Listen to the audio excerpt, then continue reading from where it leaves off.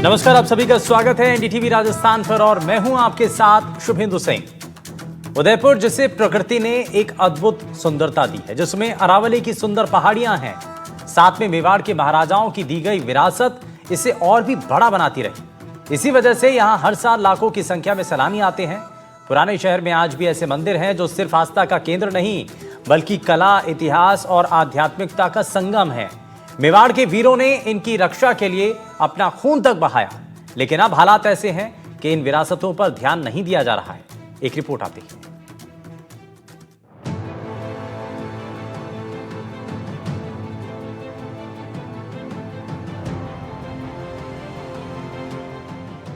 उदयपुर शहर में ऐसे कई मंदिर हैं जिनकी बेहतर देखरेख नहीं की जा रही, जैसे कि जगत शिरोमणि मंदिर, जगदीश मंदिर, जवान सूरज बिहारी मंदिर और नवल श्याम मंदिर। हालांकि जगदीश मंदिर में हजारों श्रद्धालु और पर्यटक आते हैं, इसलिए ये कुछ अच्छी स्थिति में है। लेकिन दूसरे मंदिर जीर्णोद्धार की मांग कर रहे हैं, जबकि ये सभी मंदिर देवस्थान विभाग के अंडर आते हैं। जिन चारों मंदिर की हम बात कर रहे हैं वो एक दूसरे से मात्र 200 मीटर की दूरी पर स्थित हैं। और सबसे बड़ी बात यह है कि इनके पास में ही सिटी पैलेस है, जहां लाखों टूरिस्ट आते हैं।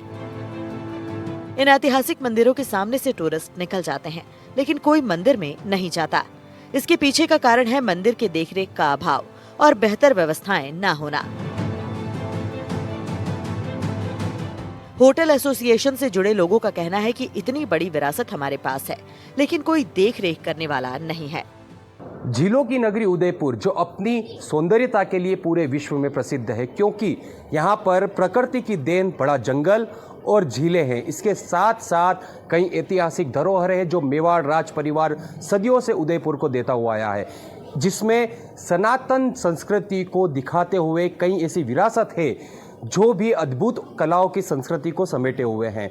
लेकिन स्थिति यह है कि सिटी पैलेस जो शहर का भीतरी क्षेत्र में स्थित है, जहां पर लाखों की संख्या में प्रतिवर्ष टूरिस्ट आते हैं, उन्हीं के पास सटे हुए ऐसे कई मंदिर हैं जो सनातन संस्कृति को, अपनी विरासत को दिखाते हैं। लेकिन स्थिति उनकी ऐसी हो गई है कि कई टूरिस्ट यहाँ पर आते नहीं, और सबसे बड़ी बात है उनको जानकारी भी नहीं है कि इतनी बड़ी विरासत उदयपुर में स्थित है, वो अभी सिटी पैलेस के पास में।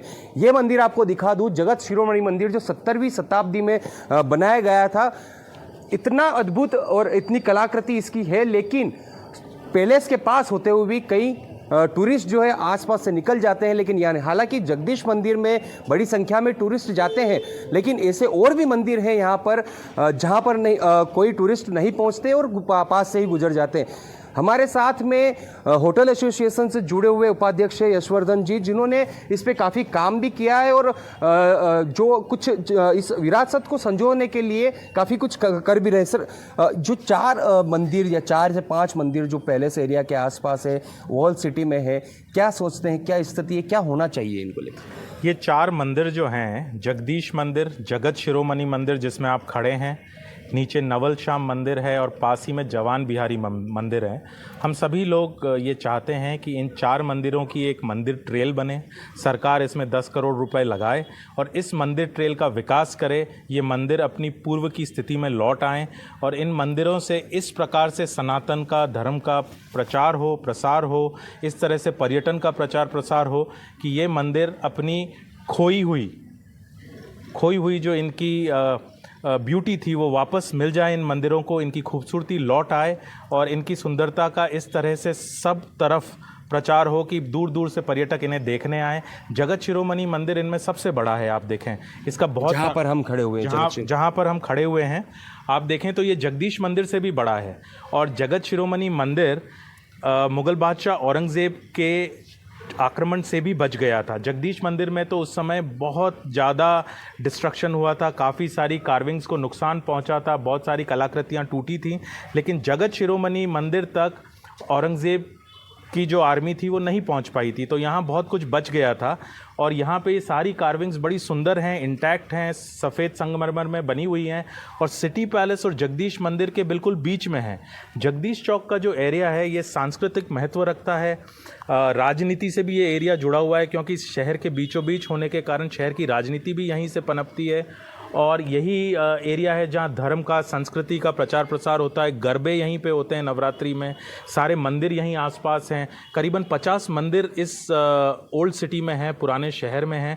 और इनमें से ये 4 मंदिर जो हैं हम चाहते हैं प्रमुख रूप से सरकार आगे लेके आए, इन चारों मंदिरों का जीर्णोद्धार करे और इनको इनकी खोई हुई सुंदरता लौटाए। ये मंदिर हमें उपहार स्वरूप सरकार से मिले, उपहार स्वरूप महाराणाओं से मिले, मेवाड़ के राजवंश से मिले, तो हमें इन मंदिरों को बहुत खूबसूरत रखना चाहिए और इनका रख रखाव वगैरह सब कुछ वर्ल्ड क्लास होना चाहिए, जिससे कि दुनिया के बड़े बड़े लोग आके इन मंदिरों को देखें और हमारी संस्कृति को जानें, समझें।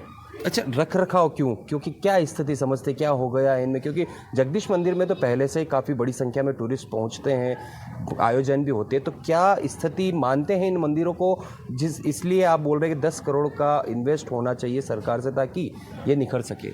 10 करोड़ तो मैं आपको बहुत कम राशि बता रहा हूँ। हमने सरकार को अडॉप्ट अ मॉन्यूमेंट स्कीम और tourism development bond scheme suggest की है और उस पे मैंने आर्टिकल भी लिखे हैं। मैंने इस मंदिर ट्रेल पे भी एक खूबसूरत आर्टिकल लिखा है, सरकार को भिजवाया है।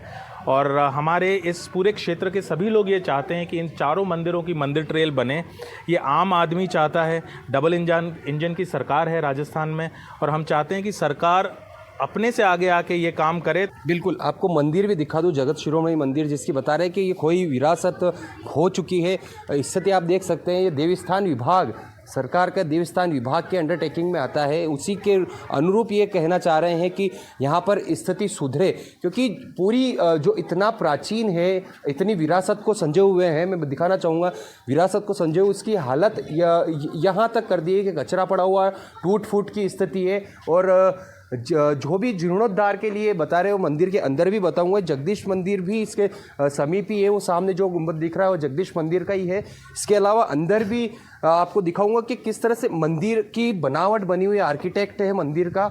और जो 17वीं शताब्दी में बना हुआ, उसके बाद में जो रख रखाव अभी देवस्थान विभाग की तरफ से किया जाना चाहिए था वह नहीं है। बहुत खूबसूरत डिज़ाइन जो है इसकी उस समय की गई थी और अभी भी जो हालात बने हुए हैं वो टूट फूट की स्थिति में है मंदिर में। और जगदीश मंदिर के इतना करीब होने के बावजूद इस मंदिर में कोई भी टूरिस्ट जो है वो अभी आ नहीं रही, एक भी टूरिस्ट यहाँ पर मौजूद नहीं है। हमारे साथ में और भी प्रबुद्ध लोग हैं जो समाज सनातन धर्म के लिए काम भी करते हैं।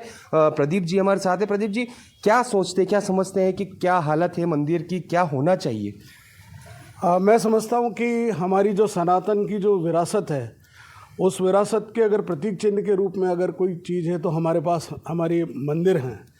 लेकिन दुर्भाग्य से इन मंदिरों को जो रख रखाव होना चाहिए, वो रख रखाव देवस्थान विभाग, जो इसके लिए संबंधित विभाग है, वो इतना गैर जिम्मेदार है कि वो कहते हैं कि अगर कोई चीज़ टूट गई तो जैसे यहाँ एक रास्ता है, उसको उन्होंने बोला कि आप वो छज्जा वहाँ गिरने वाला है, गोखड़ा वहाँ गिरने वाला, तो उन्होंने कहा कि आप ऐसा करिए, इस रास्ते को बंद कर दीजिए, जिस दिन गिरेगा हम देखेंगे।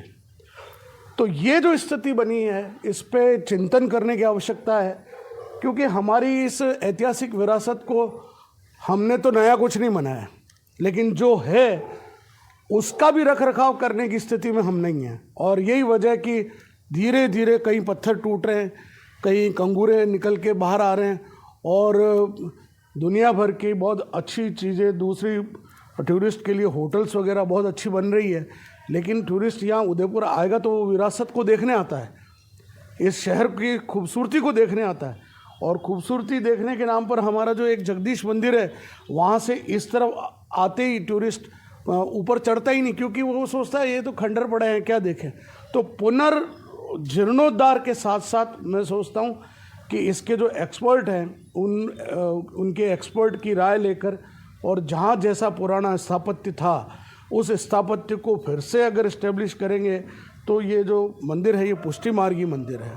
और मैं आपको एक बात बताना चाहता हूँ कि ये पुष्टि मार्गी मंदिर इतना रिच हुआ करता था।